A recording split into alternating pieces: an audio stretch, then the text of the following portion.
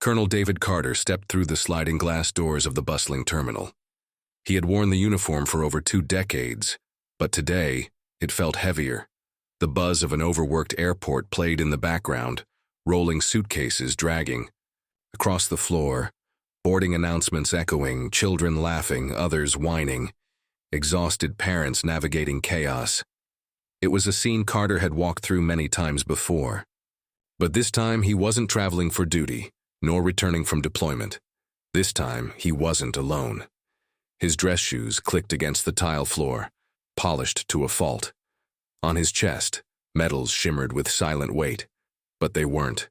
What pressed hardest against his ribs? A casket waited on the tarmac, draped in the American flag. Inside, Private First Class Jason Reynolds, just 21. Carter adjusted his cap. His jaw clenched. He had promised Jason's mother he'd bring her boy home, and no one gets left behind. He approached the airline counter, documents in hand, military orders, escort authorization, formal ID. The woman behind the desk barely looked up. She tapped at the keyboard, frowning faintly. "Sir, can I see that again?" Her voice held a tension he knew too well. Polite on the surface, unsure underneath. He handed over the paperwork again, eyes sharp. He caught the flicker, that micro glance to her co-worker, the tight breath, the sudden stiffness in her shoulders. Something was wrong. Whispers passed between agents. A man behind the counter looked over but said nothing. Carter had stood in war rooms quieter than this exchange. Finally, the woman looked up, smile strained. "I'm sorry, sir. There seems to be an issue with your ticket. We can't allow you to board at this time." The words landed harder than they should have. Carter stayed calm. He had faced down foreign dignitaries and armed insurgents. But this? "I'm escorting the remains of a fallen soldier," he said. Not raised, not angry, just steady. "All paperwork is in order." The agent didn't meet his eyes. "I understand, sir. But there's a security protocol. We can't override it." "Security protocol," he echoed. The words didn't belong here, she nodded, forcing a smile. "It's just policy." Behind him, the line shifted, a ripple of attention. Eyes glanced up, phones paused, brows furrowed. Carter didn't move. He wouldn't. He wasn't asking for special treatment.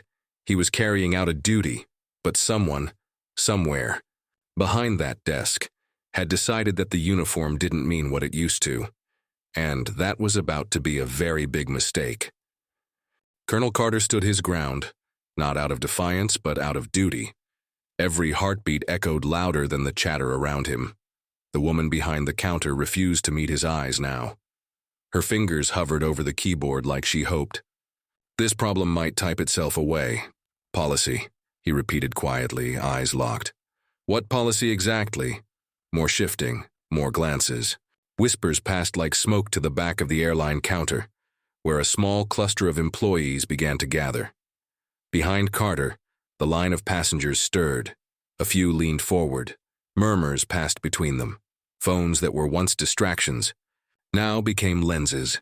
The agent cleared her throat again but said nothing. The tension mounted like heat pressing against glass. Then finally, movement. A man, mid-50s, tired eyes, regulation smile, stepped forward from the back. He adjusted his name tag, folded his arms, and spoke in a tone too smooth to be genuine. "Sir," he said, "I apologize for the inconvenience, but unfortunately we have certain security policies in place, and we're unable to override them at this time." That word again.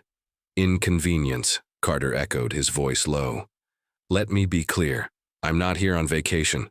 I'm escorting the remains of a U.S. soldier, a 21-year-old who gave his life in service, and you're telling me your policy doesn't allow me to board." The supervisor hesitated, eyes darting to the forming crowd. "It's not personal, sir. Just procedure." That's when Carter knew it was personal, or worse, it was fear.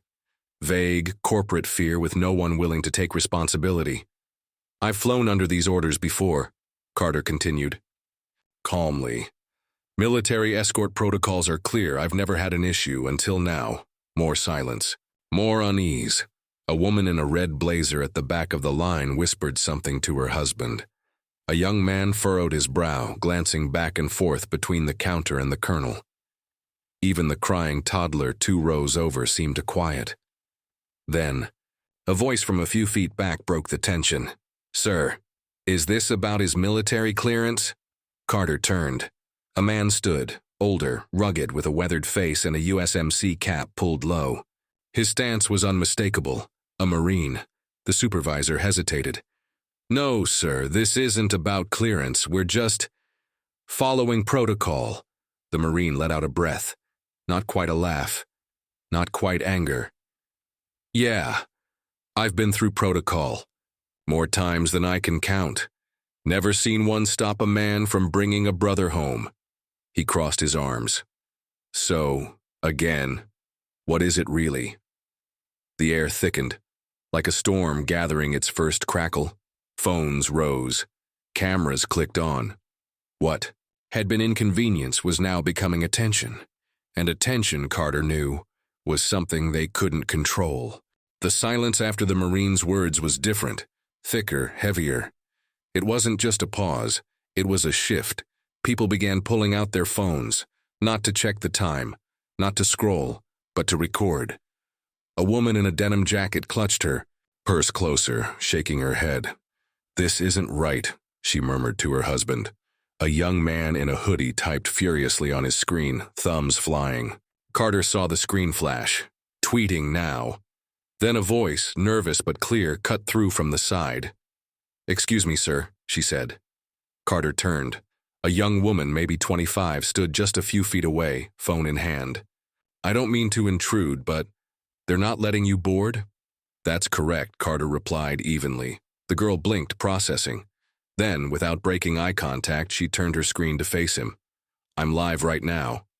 "People need to see this. Like a spark in dry brush, it spread." Another man raised his phone. "This is wrong," he muttered, from further down the line. "Excuse me. Can someone explain why a soldier escorting a fallen comrade is being denied a seat?" It was no longer just background noise. The terminal had become a stage, and Carter, unwillingly, its central figure. The agent behind the desk looked like... She wanted to disappear. Her fingers hovered helplessly over the keyboard, frozen. The supervisor had vanished. The Marine stood still, arms crossed, unmoving. Then louder. "I've seen a lot," he said. "But I never thought I'd see the day when we treated one of our own like this." The words landed. Hard, even the airport announcements seemed to quiet. Phones were everywhere now. Red lights blinking, voices narrating. Then a whisper rippled from the back. "It's already trending." Carter didn't react, but he didn't need to. The weight had shifted. The people weren't just watching. They were involved, and that made them dangerous. A minute passed, then 2, no supervisor, no answers. Then someone gasped. "He's on Twitter. Look." She held up her phone. The tweet was simple, bold. They just denied a black U.S. Army colonel from flying while escorting a fallen soldier. Let him fly. Beneath it, retweets, shares, outrage. Then came the advocacy group. "We're aware of the incident unfolding. This is unacceptable. Expect action." That was the tipping point. The airline had officially lost control. The agent whispered something and fled toward the back. Damage control mode. But Carter didn't move. He stood, steady, uniform pristine, holding the line for Jason Reynolds, and the crowd, they weren't going anywhere. The terminal had quieted to the kind of silence that only comes right before impact. Phones still rolled. Eyes stayed locked. The crowd wasn't buzzing anymore. They were waiting. Then, finally, movement. The supervisor returned, but he wasn't alone. Walking beside him was a man in a navy blue suit, lean and sharply pressed. His airline badge hung from his pocket like it was supposed to carry weight. But as he scanned the scene, the Marine, the phones, the unwavering colonel, it was clear that weight had shifted. He stopped just short of the counter, inhaled, and delivered his line. "Colonel, I apologize for the miscommunication. There was a system error. We're working to get you on your flight immediately." Carter didn't move. He'd been in the military long enough to know that miscommunication meant one thing. We got caught. He let the silence stretch, let the rep squirm in it. Then finally, "I see," Carter said, voice measured. "An error, you said." "Yes, sir, regrettable, not intentional." A scoff from the crowd. The Marine shook his head. The rep adjusted his tie. "We'd like to personally escort you to the gate. First-class accommodations, of course." First class. As if that was the point. Carter looked past him to the agent who had first denied him. She stood stiff, staring at a fixed point on the wall like she hoped no one noticed her anymore. But it was too late for that. "I appreciate the urgency," Carter said. "But let me ask something." The rep nodded quickly. "Of course. If no one recorded this, if no one spoke up, would I still be standing here?" A beat. The rep hesitated. "Sir, You don't need to answer," Carter interrupted. He already knew, and so did everyone watching. Someone in the crowd murmured, "He's right." The rep scrambled. "We sincerely apologize." "This isn't about an apology," Carter said. "It's about accountability." Another ripple. Through the crowd. The rep's expression tightened. He tried to straighten his posture, tried to regain control.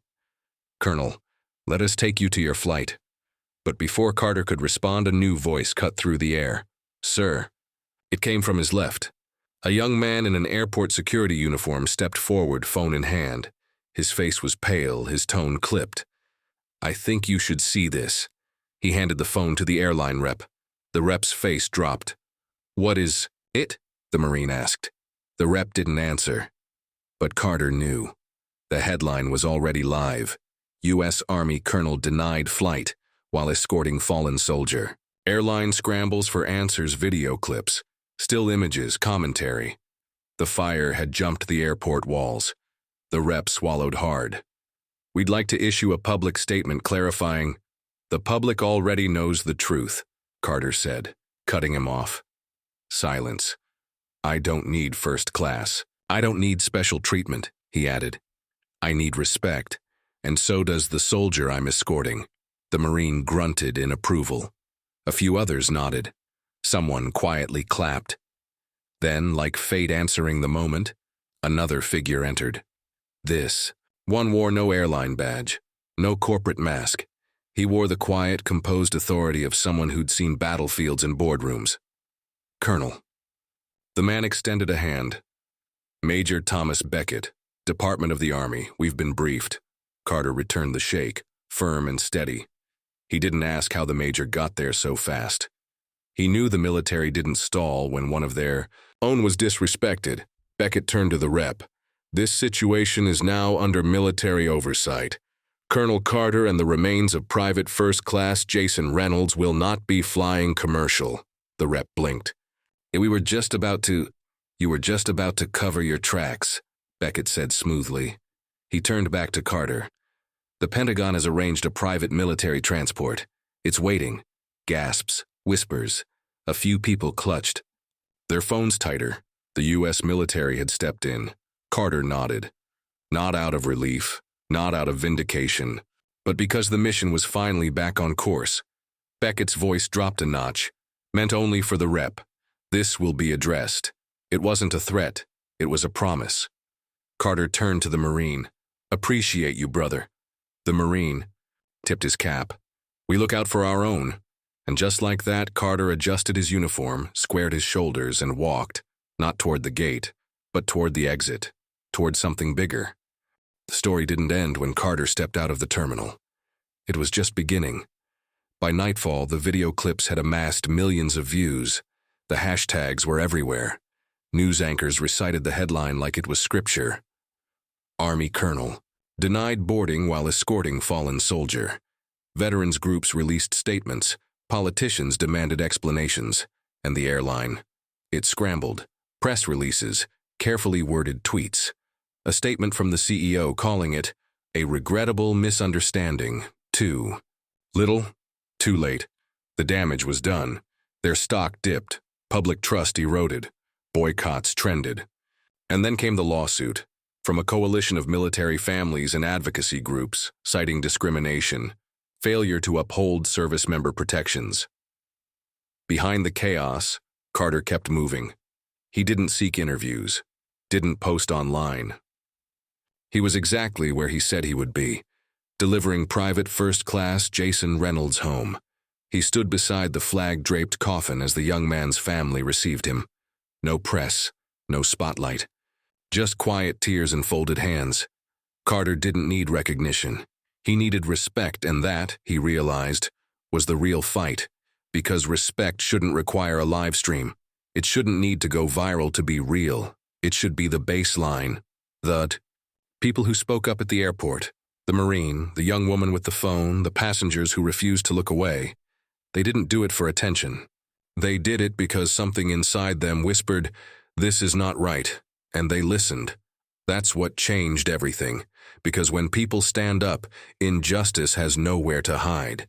If you believe in accountability, if you believe that no uniform should go unseen, no fallen soldier unhonored, then keep paying attention, because silence is how it happens again. And next time, it might not be caught on camera.